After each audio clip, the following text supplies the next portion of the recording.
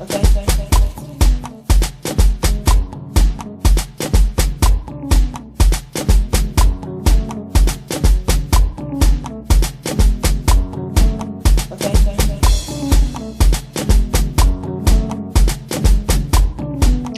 warm good afternoon to you. I am Jessica Makela, and welcome to episode 5 of News Infusion, that being the future of the United States.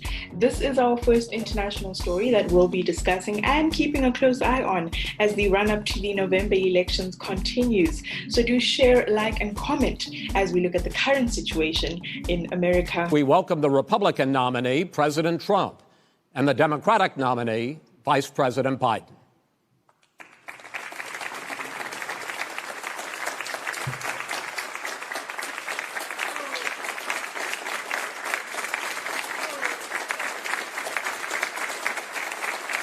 How you doing, man? How are you? We are going to take our anger and our indignation and turn it into energy. George Floyd! George Floyd! Justice! Justice! To march.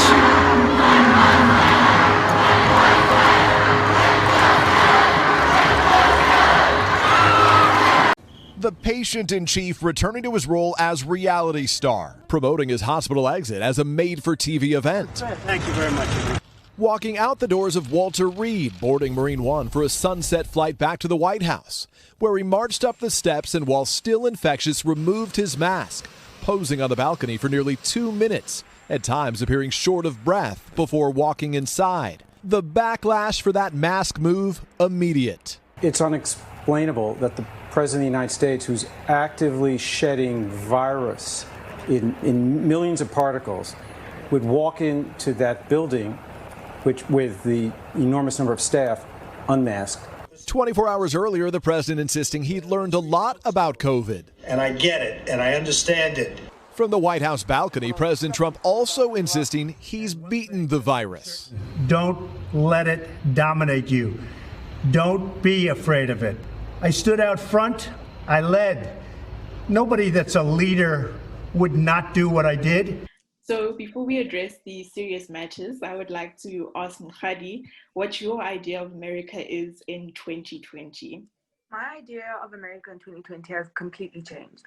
Because in previous years, I've always viewed America as this place where all dreams come true, you know, with the white picket fence. Yeah. And then we said, yeah, and things just changed. And the coronavirus entered, and that didn't make anything easier. Because we went from a place of warrior to a place of dreams to just pain, chaos, like World War III starting. An entire revolution came up out of nowhere, and it's been building, but now the world actually noticed that, whoa, things are actually happening in America. This is the reality of so many citizens. It was just chaos. 2020 for America was just chaotic. Yeah. Now, Offense, you're a South African studying in the US, and you've been there for about 5 years. So based on Mkhadi's idea, would you beg to differ, or do you agree to a certain extent? Oh no, I agree 100%. It's funny because when I first came in 2016, it was just the beginning of Trump's when he was just sworn in office. Yeah. And it was more of like, oh, when I first came, I was dumb, I was stupid. I was like, oh man, this guy's about to kick all of us out. Yeah. What's gonna happen? You know, and then fast forward to 2020, the coronavirus is happening, the Black Lives Matter stuff is happening, and then you ask yourself, you're like, damn, like this has been 4 years, there's been no difference. Like, it's embarrassing. It's really embarrassing. But to an extent, I agree fully with Mkhadi. Since February, President Donald Trump kept saying that the coronavirus would go away and that people need to remain calm. And I think it's just funny now that he himself has tested positive for COVID-19, especially at a crucial time, that being the November election. And I know there's a risk, there's a danger, but that's okay. And now I'm better, and maybe I'm immune. I don't know. Do you think this experience could possibly change his approach to the way he has been dealing with the pandemic? Actually, watching the debate, it was embarrassing because he was making fun of Biden for wearing the mask. He was like, oh, I talked to this guy, he pulls up with the biggest mask I've ever seen. I don't wear masks like him. Every time you see him, he's got a mask. He could be speaking 200 feet away from it. He shows up with the biggest mask I've ever seen. But, I just hope that this shows, like, his supporters that, this pandemic is real and, a lot of people are dying. So do you think it will change his approach now that he has corona? Listen, I hope. Nowadays you can't be sure with anything. This is Trump you're talking about. But I hope.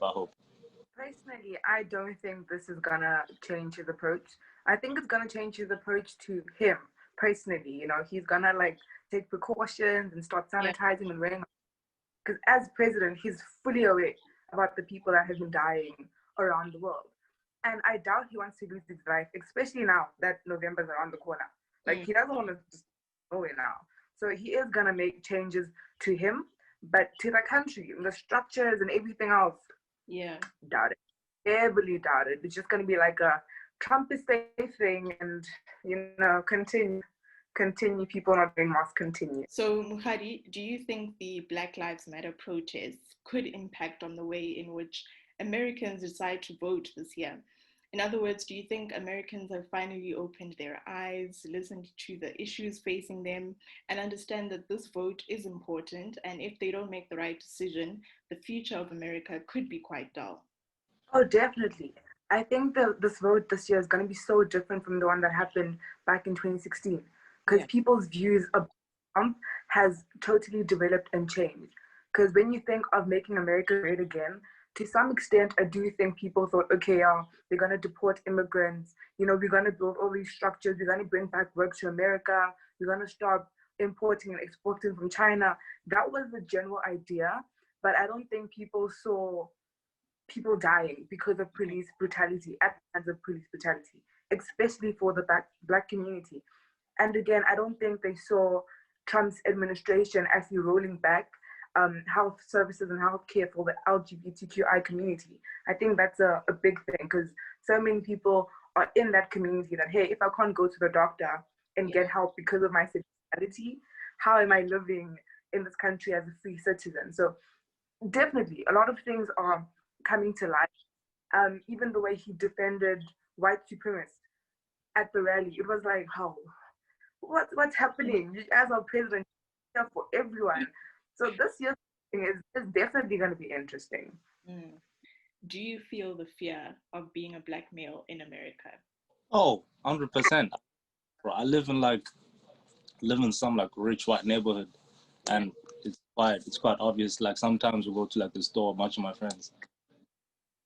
No, bro, there's only one white person in this house, and it's a Mexican, 2 Black guys. So whenever we go to the store, we get the looks and stuff like that, as if we don't belong. Now, if you were an American citizen, who would you vote for and why?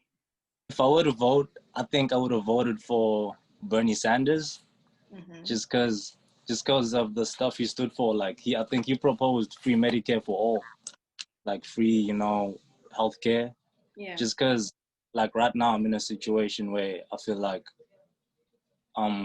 free healthcare right now would solve most of my problems. I think he also proposed to erase all student debt, and being here right now, I realized that there's a lot of kids that took out loans that they're gonna be living the remainder, most of their lives paying off these loans. And when you have proposed and erase all of that, then that's someone you want to vote for.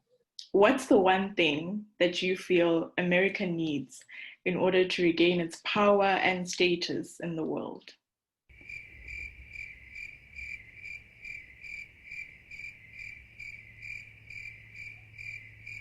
So having a new president is a start. And also, I think noticing the racial differences, because I think it's still a thing of police brutality and having the Karens, the Karens are still calling the police on the Black people, on immigrants. So I think dealing with racial and social injustices on a whole new level, I think that's also going to make things better. But, just a new president and then dealing with the Karens of America, and then we'll see everything along. But I think if we start there, we're going to just fine. With what Mukhari said. Thing is, if you ask a lot of people, you get answers. Like some people will say, "Oh, you have to denounce white supremacy." Some will say, "Oh, defund the police." It's like there's a lot of fundamental problems. And it's a wrap. All we can do is leave it up to the American citizens to use their vote and voice to make a change in the United States of America. But from a South African point of view, I hope that the racial and social injustices do eventually come to an end. Thank you so much for watching, and be sure to catch News Infusion on the 21st of October at 12 p.m.